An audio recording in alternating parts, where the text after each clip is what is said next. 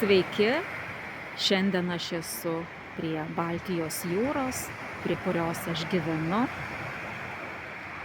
Labai džiaugiuosi čia gyvendama ir šį gražų savaitgalį atskubėjau pasimėgauti ją, paklausyti jos ošimo, atsipalaiduoti.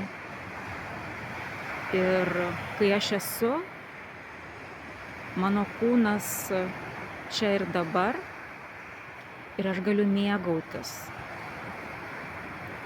tai, ką aš turiu, ir būti dėkinga, kad aš čia gyvenu, ir aš esu labai dėkinga, kad aš čia gyvenu, kad aš čia esu, kad galiu mėgautis tuo viskuo ir tai giliai pajausti savo širdyje.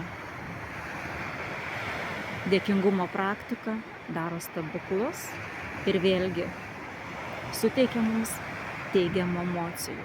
Ir dažnai ne tik mums patiems, bet ir šalia esantiems žmonėms.